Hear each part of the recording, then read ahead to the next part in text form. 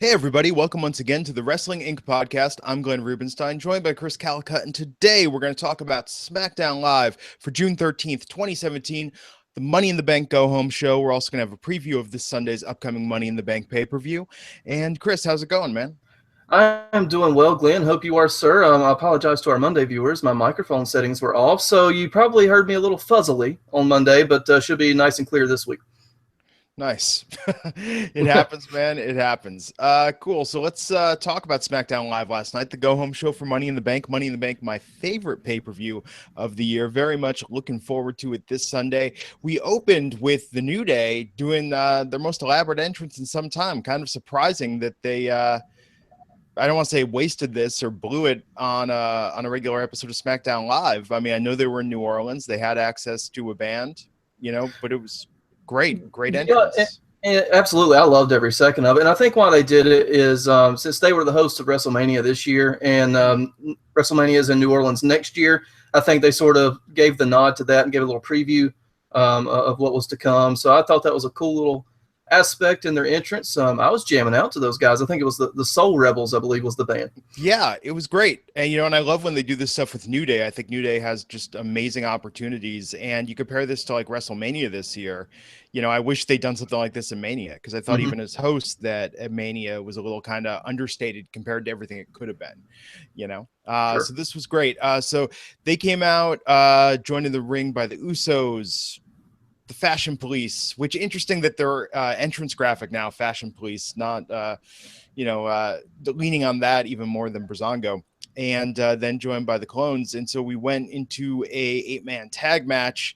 I'm a little critical of this tactic. We talked about this before. I mean, literally, hey, you're going to see these feuds coming up Sunday at Money in the Bank. So now let's just toss all these guys into a match together and see what happens. It was an okay match, but I don't know. What'd you think about choosing this to start the show? I mean, again, you had that segment to start it off with the band and everything. It got the crowd hyped, and then, it lost a little bit of its luster, but I actually thought each team held their own in the little promo segment. Oh, definitely. And it only lasted 9 minutes. That's the thing. It wasn't something on Raw that lasts 20 minutes to get to the first match of the evening. This was actually part leading into the match, and it only took, less than 10 minutes. So I was okay with that, and the match went, what was it, 2 or 3 segments? I know there was at least one commercial break in between with the little picture-in-picture bots, but the match itself was good. You can tell all these guys can go, and it's nice to see a little shine on the tag teams on SmackDown. Oh, I think they're great. I just think it's the idea that, to build anticipation for what's coming up Sunday, we just saw. Yeah. It's lazy to an extent, but we have to also look, it's a go-home show. We shouldn't expect a ton more. There's only so many configurations you can do, and they just went with the easy way out this time, and it still ended up being pretty entertaining. Kofi's finisher, I have to say, last night looked amazing. Yes, Trouble in Paradise has always looked good, and he hit it nicely. I mean, he actually missed it the first time around, did the recovery, and then hit it a second time, so I thought that was pretty sweet. But that replay of it even had like the best angle. I mean, it just was fantastic. Yeah, and New Day looked motivated. I mean, they looked hyped to be there, and whenever they actually show energy, it rubs off on the crowd and rubs off on the other guys, and it makes you enjoy it even that much more. Yeah, absolutely. So after that, we had a bit of surprise that Mojo Rawley joined backstage by Zack Ryder. The Hype Bros are back. They've got unfinished business as a tag team. Are you excited to see Zack back on TV? I'm excited to see Zack back on TV. I'm not necessarily excited for the Hype Bros, but it might be the best thing for them, though, because they were starting to get over as a tag team. Oh, yeah. And they are technically the last number 1 contenders before Ryder got hurt. Now, of course, we've had several champions and titles change hands since then, so I doubt they will be able to waltz right into their number 1 contendership spot. Since we have 2 of the most prominent tag teams in the company going against each other right now. But I'm glad to see them back. Ryder looked a little more, straightforward. He wasn't quite as hyped. He wasn't his broski self quite as much. And he showed that on Talking Smack as well after that. Yeah, he was very straightforward. So it made me think, heel turn in the future, possibly. I don't think this relationship is revamped for an extremely long time unless they just take off like nobody's business. Well, I'll tell you, the unfortunate part is, I could very much see them going up against the Ascension next week on SmackDown if they don't give them a bit of a boost, a bit of a push. And that's a bad slot to be in. Literally the bottom rung of the tag team. Right, but they have to start back somewhere and get a win against a big tag team. That starts the first rung of the ladder, so to speak. Yeah, everyone in the chat debate if the Ascension is even on the ladder, let alone the first rung of it. They might be lower, and that's no fault on the Ascension, no fault on Connor and Victor. It's just how the WWE has booked them into obscurity at this point. Amazing, given what stars they were on NXT.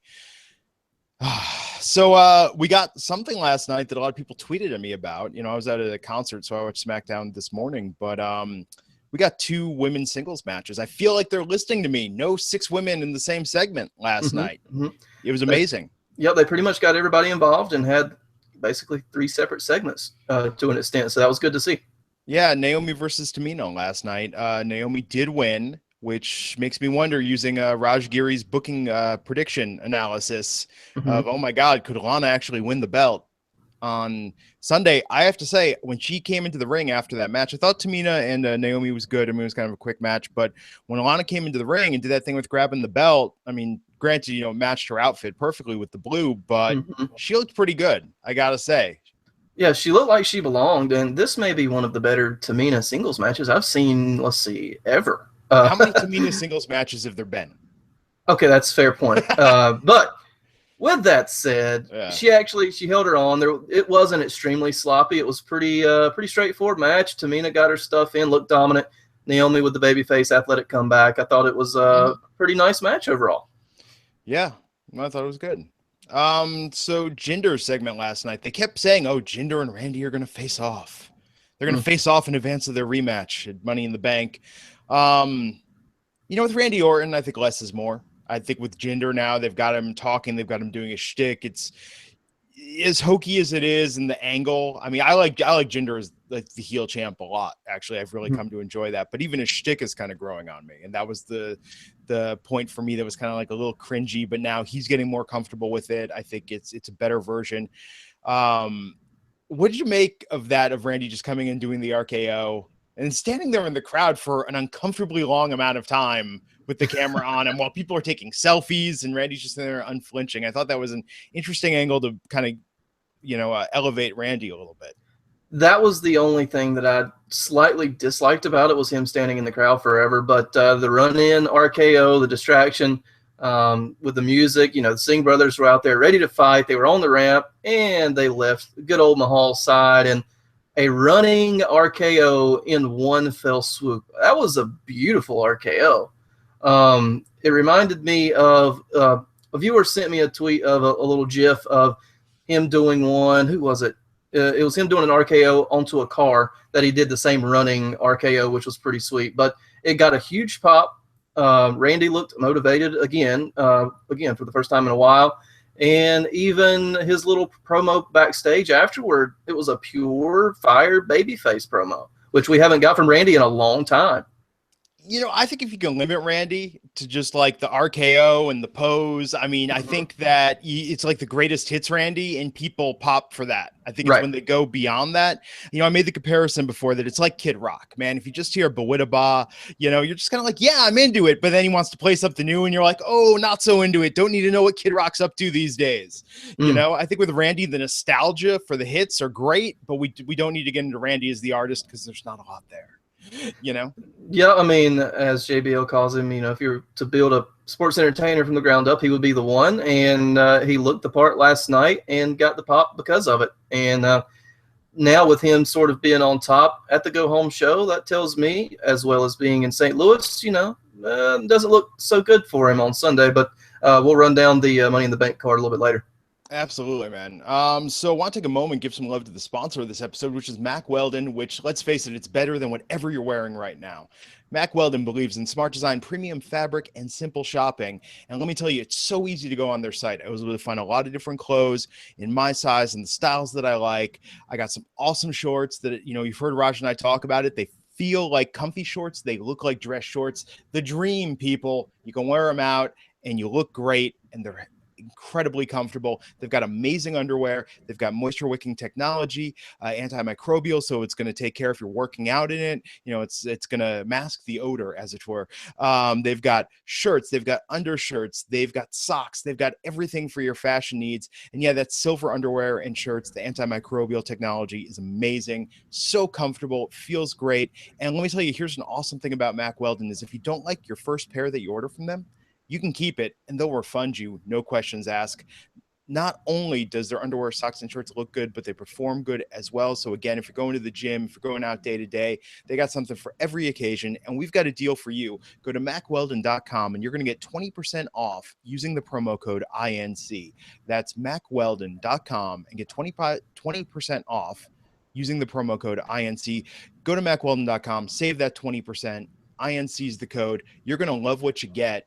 Trust me, Mack Weldon, fantastic. They believe in that smart design, premium fabric, simple shopping. Love them. So glad to have them as a sponsor of the Wrestling Inc. podcast, and we thank them for sponsoring us. MackWeldon.com. So let's talk about these backstage segments last night. We had two of them. You know, the Justice League and the Legion of Doom getting together, talking about their strategy for that 6-man tag main event. I hope with Sami Zayn, this is something they're going for now with the character with him in being super annoying and over the top. And I wonder, like, okay, are they lampshading it? You know, I think at first it was a bit of a rib and now it's a shtick. It was very interesting, even having Nakamura reply with "I like him." Like, you know, that's the type of promo that Nakamura should be cutting. Is doing like that. Great facial expressions, the whole promo, and then 3 words, boom, right there. Yeah, but with the Sami thing in general, it's starting to rub off on me, man. I hated it at first, but if this is really an extension of what he's like in real life, it's actually kind of cool. Now, is it going to get him to a main event level? No, they're not going to let neurotic dork style of a character get there to hold the WWE championship. At least I wouldn't think so. But then, he got the pin later in the evening, but I digress. I may have called that on Monday too, by the way.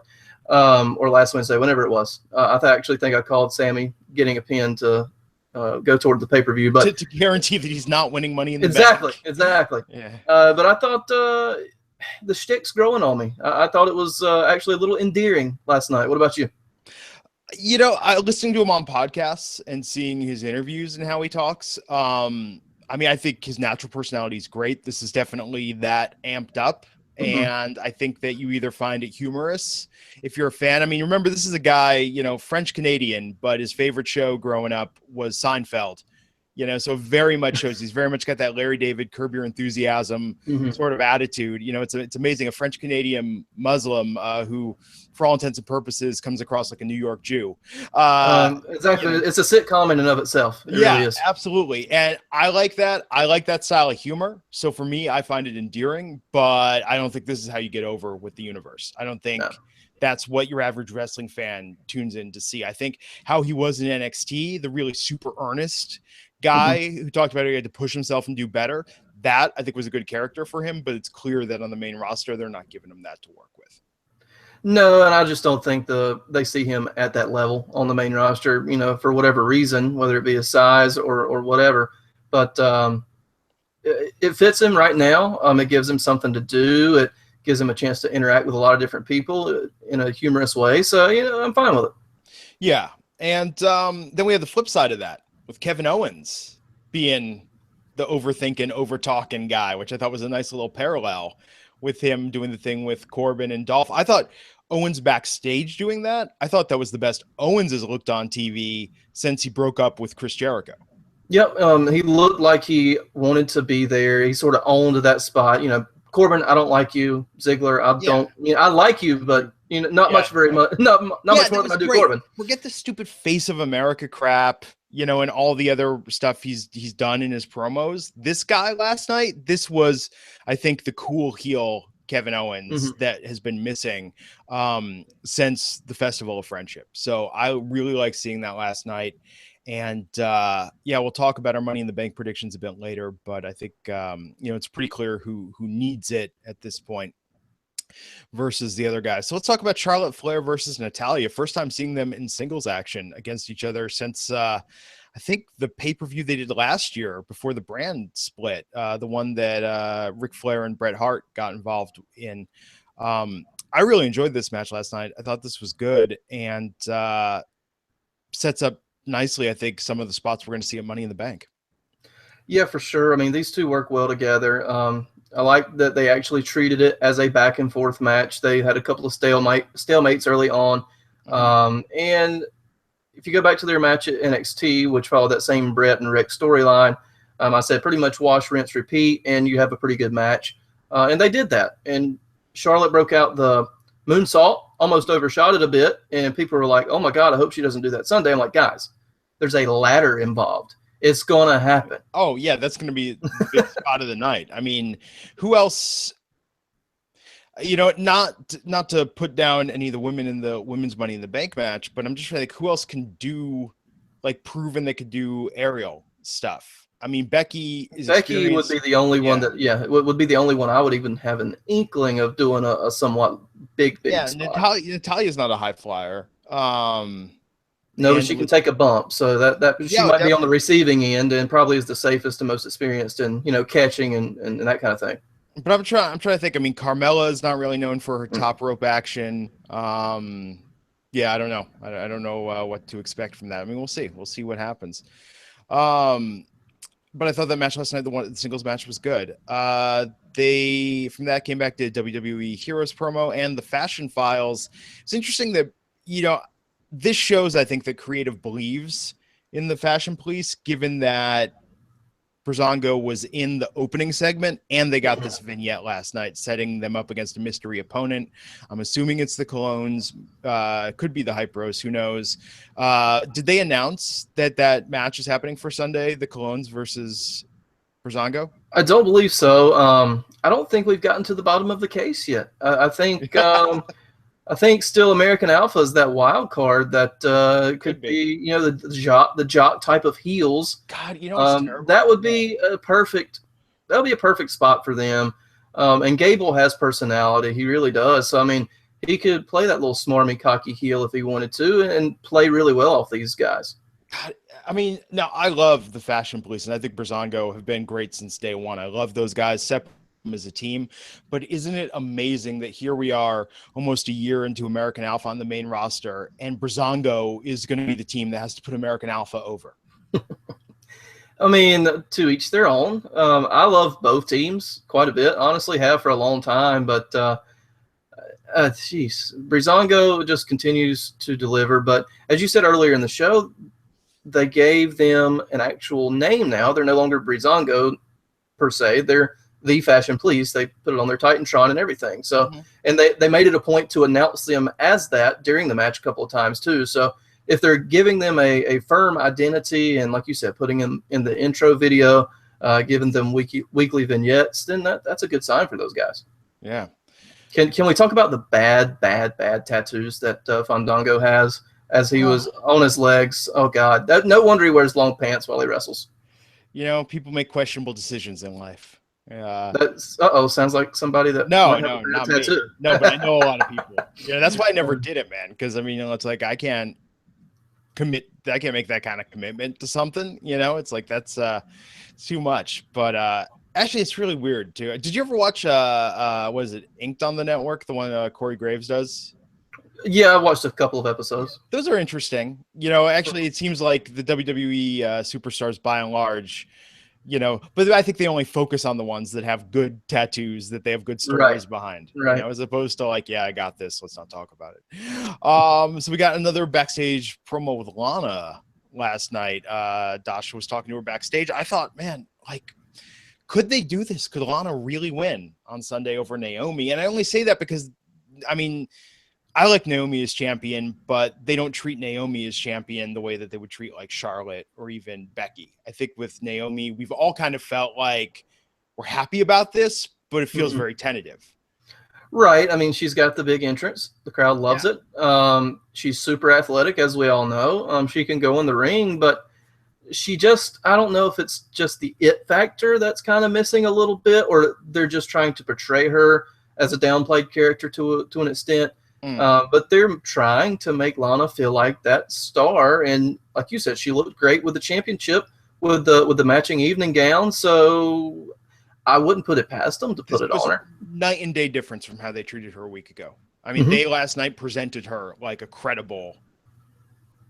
Yep. So, sure. Anything? Real quick. We forgot one little talking point. What did you think of Lana's finisher? Sort of the fisherman's power slam to an extent. Sort of the fisherman's buster pickup and then a power slam. Yeah, I think it's okay. I don't think it's, like the best. But again, she looked to me like she had the complete package. She felt like a champion there. So I like the finisher. It's simple for somebody of her speed in the ring. Probably a good idea, but it looks effective, so it'll get the job done whenever she does get that win with it. Yeah, we'll see. 6-man tag last night for the main event: Kevin Owens, Baron Corbin, Dolph Ziggler versus AJ Styles, Shinsuke Nakamura, and Sami Zayn. Sami ended up pinning Corbin on this. Draw your own conclusions about what that means for Sunday. I thought the match was good. I actually tried not to pay too much attention to this match because honestly, I want to be a bit more surprised by Sunday. Right. The faces won, so I almost expect some sort of a heel to win on Sunday. But, the match itself was good. I mean, you've got 6 of the better guys out there. You've got your whole main event scene in one match. So it has no choice but to be at least a quality match, and they gave it some time. You had a lot of entrances, but they pretty much got started with this at 9:30 Eastern, and after entrances and everything, I believe it got about 20 minutes. Plus the brawl and Nakamura grabbing the case at the very end, but the match itself was good.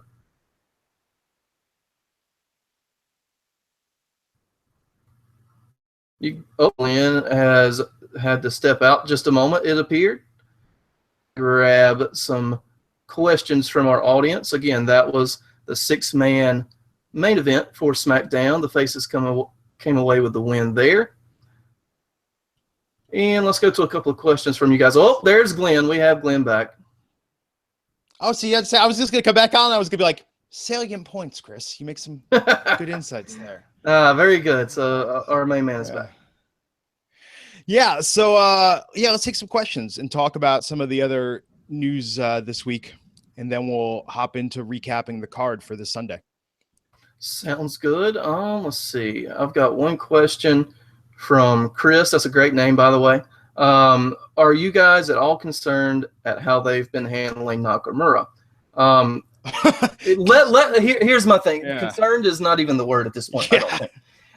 Because if you guys watched Talking Smack last night, they gave Nakamura a 10-minute talking segment, and the guy has broken English at best. And when you have Renee and JBL, who are both talking pretty quickly, he's not catching every part of the question. So either A, he didn't really answer what was asked, or B, he just sort of fumbled over his words. To me, you have to accentuate the strengths, eliminate the weaknesses. So let's put a guy who speaks broken English on a 10-minute talking segment. Well, and did he have the mouth guard in on Talking Smack? Because that's the part. He did not. Okay, because that's the part that baffles me.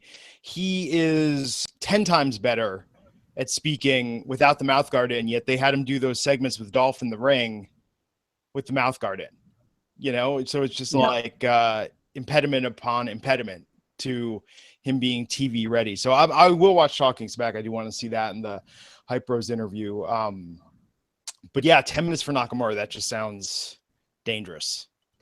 Absolutely. And it was. So I hope not a lot of people watch that personally. That way that he just doesn't lose what little bit of luster he has left. And he has just the natural charisma. He doesn't need to talk, but that's neither here nor there. But Warren262 asked, do you think Paige will actually wrestle in the WWE again after she has been returning to her training? What do you think about that one? I don't think they'll touch it, but who knows? I mean, society is so weird right now that all I'm going to say is this: if Paige returns to the WWE in the ring, China better get into the Hall of Fame next year. Right. Let's see. dang MQ, is SummerSlam too soon for John Cena to get number 17? I don't think he's going to get a title match unless it's with, wait for it, Roman Reigns. Interesting. Because with John Cena being a free agent, that gives him free will to go everywhere. So with John Cena possibly being a full-time actor in the next couple of years, you already have Reigns and Lesnar pegged for WrestleMania next year. That's almost 2 years down the line. John Cena's going to be, what is he, 40 now? So it'll be almost 42 at WrestleMania in 2 years from now. So I wouldn't put it past him to pull the trigger on the Reigns-Cena match at SummerSlam this year. Maybe. I think it would be good. But I could also see at Battleground, the next SmackDown pay-per-view, I could absolutely see John Cena versus Jinder Mahal. That seems like, if Jinder goes over Randy on Sunday, like, I could absolutely see Cena taking the title off Jinder, or at least putting on a match with some sort of shady finish. But yeah, I mean, we'll see, man. We'll see what happens. But yeah, the Cena thing, I agree with Alonzo and people in the chat. It is kind of BS. It is an absolute ratings grab because Cena was so associated with SmackDown after the brand split, and really, I think, helped carry that brand. So it seems to me like they're just trying to kneecap SmackDown a little bit right now, and not because of a problem with SmackDown, but because it's actually funny that they're looking to SmackDown to solve Raw's problems. That's true. And by and large, they kind of have, because if you look at Raw's sort of out of ring storytelling, it's actually been pretty good lately. Not this week. Decent. But, but there was that one episode that was pretty strong. Right. But the different angles, the Enzo Cass thing, the Graves and Angle thing, there's 2 or 3, 4 storylines that you don't quite know exactly what's going to happen. And a lot of times we don't get that. So it's good. But and one last question from the comments, Veggie Gamer. Hey Chris, why is your chalkboard so empty? Well, it does have Mack Weldon on there, our wonderful sponsor. So it is there. But so we thank them for sponsoring the program. But anything else for you, Glenn? I know I've got one more good little talking point that I thought was pretty funny. What else do you have? Mack Weldon, also fantastic indie wrestler name. Just saying. That's it. Mack Weldon really enjoyed his work in Ring of Honor. Did some great stuff in Japan.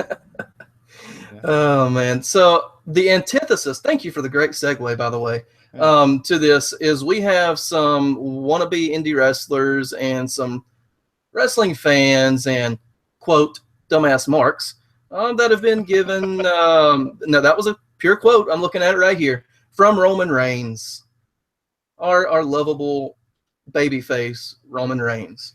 So if you guys aren't familiar with the story, Roman, I think, is getting a little tired of the haters. And thank you to whoever it was on the news page that got my headline. I said Reigns handles the haters.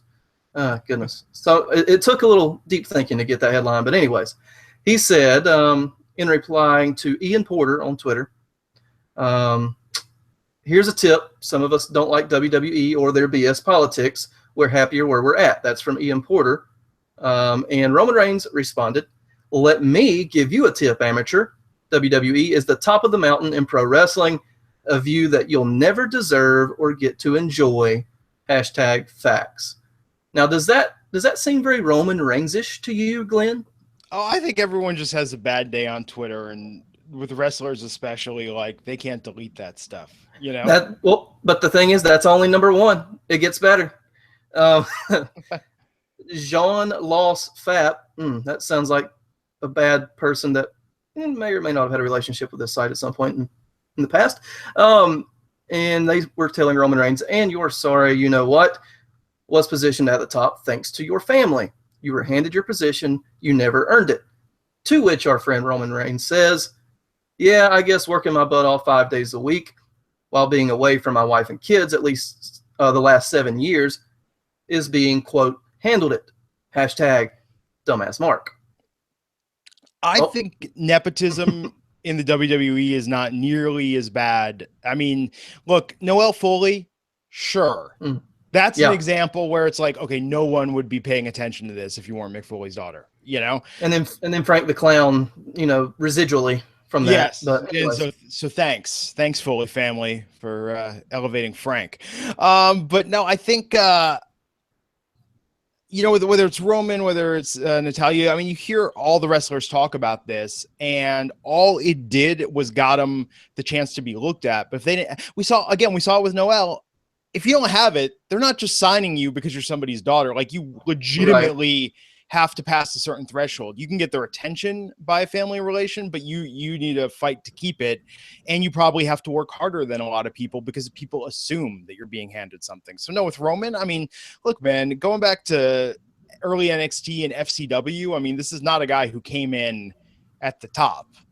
So I think that's a weird charge for somebody to give him. I mean, correct me if I'm wrong, man, but even people that dislike him, or, you know, the supposed smart crowd that gives him a lot of crap, we're not saying he can't wrestle. We're not saying he's not talented. We're just saying that he's been booked in a way that makes people feel like he's being forced upon us as like Roman's the top guy, accept it. It hasn't been organic. That's entirely where it comes from. And, you know, we talked about it with Matt, like, and funny, Matt Morgan wasn't even as aware of this. But there were like 3 promos that people said really made it feel like Roman was just being forced on the crowd. One was the Mark Henry, the internet has dubbed it the "You're the real world's strongest man" Roman promo, but where Mark says, "Oh, I attacked him because I was testing him, and now I'm a believer." You know, Daniel Bryan, the "I doubted you, and now I want to say you won my respects." You know, and I'm cheering you. And then AJ doing the "Yeah, you kicked my ass, but let me put you over," you know, and tell you how great you are. It's like, I think those 3 are the reason why a lot of the internet wrestling community feels that it's just at the expense of other wrestlers having to, you know, not put them over in the old way, but literally having to almost debase themselves. Right. Yeah, for sure. And a lot of his fandom comes to the aid of him pretty quickly. And you see a lot of the superstars and even officials. Charles Robinson came to defend Reigns as well during this whole process. When you have guys that have been in the business for that long and putting you over, you know, talking about your hard work, then guess what? The guy's probably doing it the right way. Absolutely. So it's more perception with the character than it is the guy, even though he is the guy, if you weren't aware. But well, and that's the thing. So it's like on Twitter, I mean, I get it, and I, you know, read this story being out there, and I think that, so maybe they're turning him heel. Maybe they're going to let him be the smart killer going into you know, the next pay-per-view and stuff going forward on Raw. I think that'd be a great angle. Honestly, I think if they want to get real reality era, I mean, let's bring it with Roman. And I think that will be the heel turn that will get all the neckbeards to shut up, because they'll be like, okay, this is kind of cool. You know, like if he's taking the piss out of the IWC. So, yeah, great move there. I mean, and people like that, by the way. I mean, that thing from Access, that picture that went around, the girl gave him the mug that said "Smark Tears" and I'm drinking out of it. People like this angle of Roman. Even the smarks that give him crap like this angle for Roman. So good for him, man. But I think that this could just very well be him having a day where he doesn't want to put up with people's S anymore. Exactly. So we'll see if he incorporates it a little bit into his character. Probably not. But even as Matt says, I think he said on the podcast before, if Reigns had a little more free will on how he was booked, rather than just saying yes to, you know, his promos and whatever he's having to do that night, I think he would be extremely over, because I think he has a knack for what he needs to be, but maybe just can't show it at this point. But, you know, we'll see. But we have a big event, your favorite pay-per-view of the year, this Sunday night. And it's times 2, because we're getting a men's Money in the Bank and a women's Money in the Bank, which is something that I've wanted to see for a long time. I think the SmackDown women's roster deserves it. So as it stands right now, we got Jinder Mahal with the Singh brothers versus Randy Orton for the WWE Championship. Kevin Owens versus AJ Styles versus Baron Corbin versus Sami Zayn versus Dolph Ziggler versus Shinsuke Nakamura in a Money in the Bank ladder match for an opportunity to cash in at any time for a shot at that WWE Championship. The Usos versus the New Day for the SmackDown tag team titles. Becky Lynch versus Charlotte Flair versus Natalya versus Tamina versus Carmella with James Ellsworth in a Money in the Bank ladder match for a chance at the WWE Women's SmackDown Championship, and Naomi defending her title against Lana for that Women's Championship. So that's what we got so far. I will not be surprised if the Fashion Police versus the Colognes are added to the pre-show. Maybe we'll even see them trot out the old favorite now of Ty Dillinger versus Aiden English, which seems to be their go-to pre-show match for something to come back to. They may have only done that once, but it feels like that's been tossed in a bunch of times now. I feel like I've seen that. Yeah, and Dillinger's one guy that's pretty much been absent. He's been in some of the dark matches, but not on the show the past 3 or 4 weeks. They even showed the sign last night, the fan holding up the MIA tie picture, Right. which I love that. I love when they don't avoid showing such things. So let's talk some predictions for what's going to happen. I'd love to get the fans in the chat seeing what they think. So let's just go through it. Naomi versus Lana.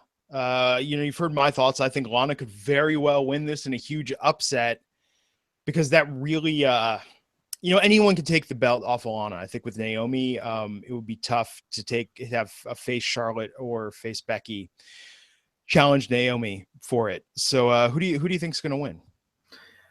If they're going to have a babyface win the Money in the Bank, and I'll even put Charlotte in that category, then I think Lana probably wins here. And it gives her some instant heat to beat a fairly popular champion.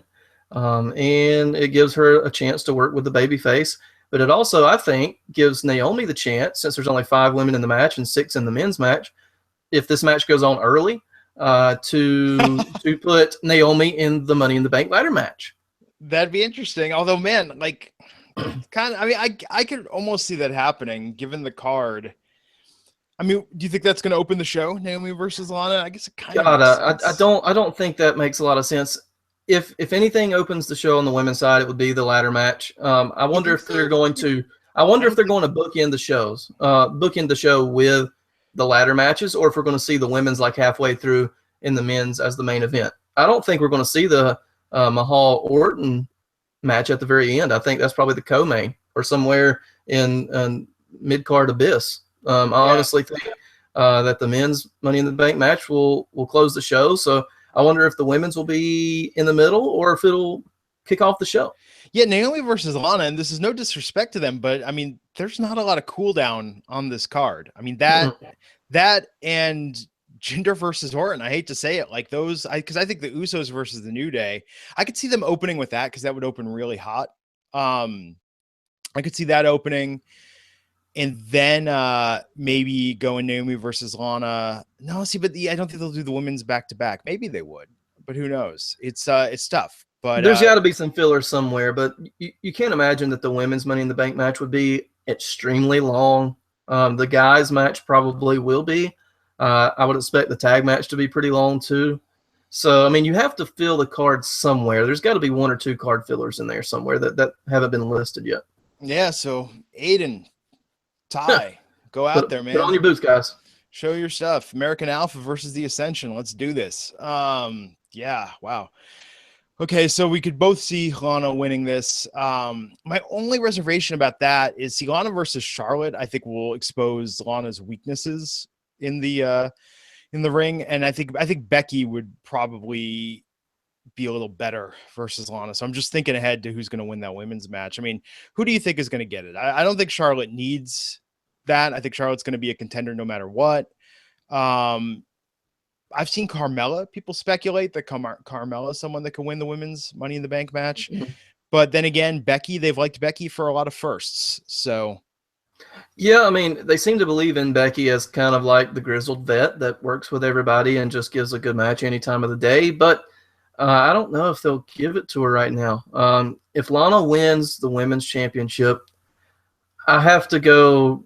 I'm just thinking Vince McMahon booking here. I got to say Charlotte Flair, because blonde versus blonde, and they see Charlotte as a great worker. She's good. She's good. Not great to me. I'll probably get a lot of hate for that, but I think that they think they believe that is a marquee matchup. Charlotte has an unfortunate air of inevitability, and they've done nothing to shake that. Remember when she was champ on Raw, and it just seemed like it was, I mean, she would lose it, then she would win it right back. I mean, it just, I don't know, it got boring. I mean, I think, and in SmackDown, I just think they would make her so dominant that, and they haven't done it yet. Actually, it's very good they didn't put her into a singles program immediately, because I think that she would have overshadowed all the other women. So I don't think they know what they want to do with her yet. But you know, I'd like to see Becky win. I'd like to see Becky win everything. Like, I think Becky's fantastic. But I could see Carmella being a weird wild card in this. I kind of agree with that. I don't think Natalya needs it. I don't think Tamina, they believe in enough. And with Charlotte doesn't need it either. So I think, you know, for Becky, it would be a nice reward given how they kind of screwed up her. I mean, she was champion and then she lost the championship, and I don't feel like they ever really recovered after she had that undisclosed medical issue that took her out around No Mercy last year. Let's talk about the real issue here. Where does James Ellsworth get involved in this match? Oh, that's true. That's why Carmella could win it. I mean, honestly, I think he gets hit with a ladder.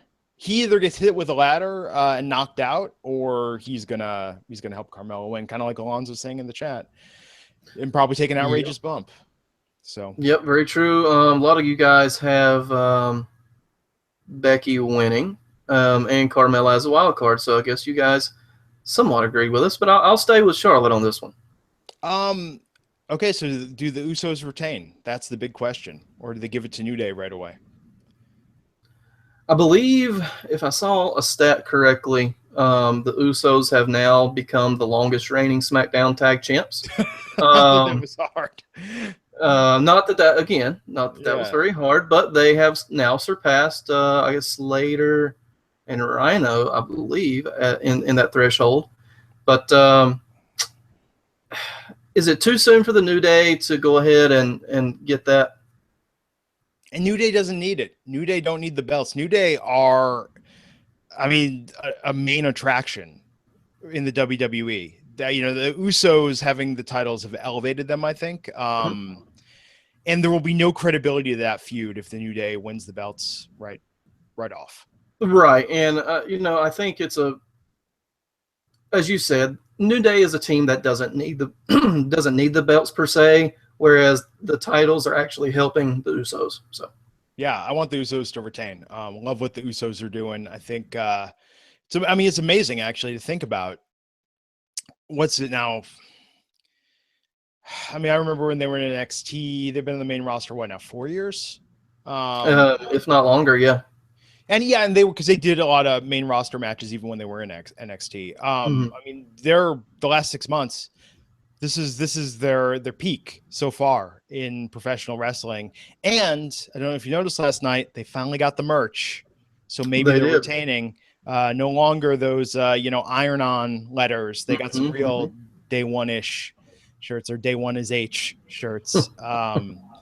Which, yeah, you know, I feel like if I buy one of those shirts, some of that money should go to Breezango, because I feel like in a way that's their merch now too. Right, it got it over, so there it is. Yeah, no, there's a little percentage to the fashion police under the table. Absolutely, man. So the big one, the big Money in the Bank match. I got Corbin to win. Who do you think is going to get it? Just for the sake of disagreeing, because I actually would pick Corbin as well. Man, oh man, Nakamura is not going to win it unless they go completely 180 on what their usual booking is. Also, well, I don't know, does he at this point? We would have thought that originally, but considering what they've done to him since he's been brought up, I almost think that it wouldn't hurt him to have it. Styles doesn't need it. Zayn, since he got the pin tonight, I don't think he gets it. Like you said, Carmella is a dark horse in the women's match. Dolph Ziggler. Oh, Chris is frozen for me. I'm going to reload quickly. And I think we lost Glenn once again. Sorry if we have any connection issues. But as I was saying, not sure what you guys heard of what I was talking about on the men's Money in the Bank match. But since Carmella is that sort of dark horse that doesn't necessarily think that anybody's going to get it, I think Dolph Ziggler would be that dark horse in this match. So just for the sake of disagreeing with our good friend Glenn, let me go with Ziggler. Ziggler, that'd be interesting. I think, okay, so here's a thought. Tell me what you think of this, Chris. What if Sami Zayn wins it? And based on what we've seen of his character, we are treated to the next 26 weeks of every night Sami Zayn debating on camera. Should I cash it in tonight? Well, on one hand, it would make sense, and him doing this whole thing, and that becomes his entire shtick for the entirety of the briefcase, is you see him every night go out and just argue about it and talk himself out of cashing in every night. That would actually be kind of tremendous. I'm not going to lie. That I could see. That I could absolutely see with that angle. And that's the only reason why I think they would do it, is because Vince would probably find that hilarious to have him be indecisive about it for the entirety of the year. Yep. I mean, it's always a possibility. Again, my heart says Corbin, but as a dark horse, I'll go Ziggler. So when do you think it gets cashed in? Last year, we saw it cashed in same night. Dean Ambrose, so all the members of the Shield were champion in the span of about 10 minutes on the WWE last year. How soon do you think the cash in is this year? I think it takes a little while this year, based on the fact that I think this match goes on last. I don't think they're going to have a chance to take out Mahal or Orton, whoever has it, at the end of the night. I think this match goes on last. So could it be the very next night if whoever's champion gets beat down by somebody else? Sure. But I actually think they're going to drag it out a little bit because it gives them that extra storyline for SmackDown. Yeah. Well, we'll see. And the big one, Mahal versus Randy Orton, the second big one. I mean, the Money in the Bank is the big one on the Money in the Bank pay-per-view. But the question is, Jinder Mahal, is it time for this wild ride to be over? Or is Jinder going to retain in Randy Orton's hometown? I have Mahal retaining, floating for a couple of weeks, and enter John Cena. I think it works, man. Make it happen. I think that's a solid way to go. Yep. No, it's very easy. And then if Cena gets the title, Reigns versus Cena for the title at SummerSlam. Our come true. That it just. Oh, I'm getting Chris freezing again, people. Apologies for the technical difficulties. There we go. You unfroze. Okay, there we go. I was saying that story kind of writes itself. So the Reigns Cena thing. If they do another draft That's true. After Battleground. So we'll see, man. So tune in here for a full recap of Money in the Bank right when it ends, East Coast time on Sunday night. Myself, Raj Giri, Matt Morgan, talking about the matches, talking about the highs, talking about the lows. Really, this should be a good pay-per-view. Money in the Bank is the hardest pay-per-view for the WWE to screw up. Because the Money in the Bank match is almost always fantastic. Last year, I thought the match was great. I thought the cash-in twist at the end was phenomenal. One of my favorites of last year. Loved the match. Looking forward to Sunday. I think it's going to be a good show. Absolutely. And join us right back here next Wednesday, guys. We'll have former announcer and current really good podcast host Tony Schiavone with us. So Raj will be back with us with Tony Schiavone next week. Yeah, and of course, Monday Night Raw next week as well. Myself, Matt Morgan, and Raj Giri. So, Chris, thanks for filling in Monday and Wednesday this week. Absolutely. You can hang out with me every Wednesday, I think, hopefully for the foreseeable future. But have fun on the Monday cast as well. Appreciate you guys having me. Yep, it'll be good, man. And, of course, you can find you on Twitter at knockdown_radio. Cool, man. So until next time, folks, on behalf of myself and Mr. Chris Callicutt, I'm Glenn Rubenstein, and we'll see you back here on the Wrestling Inc. podcast. Take care.